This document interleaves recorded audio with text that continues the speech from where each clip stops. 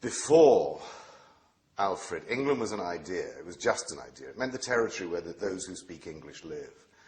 Alfred had an ambition to make England, to combine all those areas. Other people had had the same ambition. I mean, Offa, King of Mercia. It had never happened. In fact, it didn't happen to Alfred either. But nevertheless, his son, his daughter, and his grandson make this idea true. And I'm not saying their inspiration came solely from Alfred, but without Alfred it wouldn't have happened. And it's a story that we in England don't know. We simply don't know the story of how our nation came to be. We sort of assume it was always there. Well, it wasn't. England came into being in the 10th century, and it's been there ever since. And I think the story of that, how it happened, is a story worth telling. And obviously that meshed in with my fascination with the Saxons. But I see all history as being, and this is very simplistic, but a contest between Puritans and Cavaliers. And I'm instinctively on the side of the Cavaliers. And as far as Uhtred is concerned, the Danes are a hell of a lot more fun. But on the other hand, I mean, as Uhtred himself discovers, that I guess he's saying, look, this is my tribe. I am English, and in the end I'm going to fight for that, even though I dislike what Alfred's piety. One of the things about writing this series about the making of England is that Alfred's reign is very well documented, because Alfred was a scholar, he starts the Anglo-Saxon Chronicle, he writes himself, Asser writes about him. We have an enormous amount of information from Alfred's reign. Once he dies, that sort of dries up, and we know that the events of the next 50 years, I mean, they're there in the Anglo-Saxon Chronicle, but the Chronicle is terribly cryptic. I mean, it will say something like, in this year, the pagans came to England and were defeated at, and it'll give a name. And that's it. I mean, there's no detail of what happened there, sometimes not even who was there.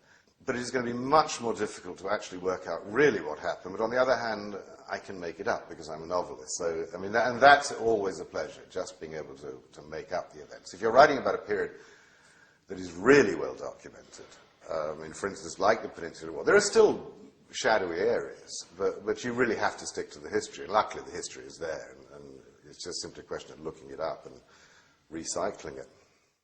It seems very likely that Alfred was a pretty wild young man, sowed his wild oats. Think of sort of Prince Hal in Henry IV, Part 1 and 2. And then goes through a conversion process, and then becomes unbelievably pious, and a great supporter of the church. He makes sure, for instance, that Wessex begins to send Peter's pence to Rome, which hadn't happened for years. He writes a law code and makes sure that the number of laws in it matches the number of laws that Moses wrote. He is a man who is consumed by his God and believes that if he can make a Christian nation out of Wessex, then God will reward Wessex, and God will... Yeah, I mean, he is absolutely hand in hand with the church.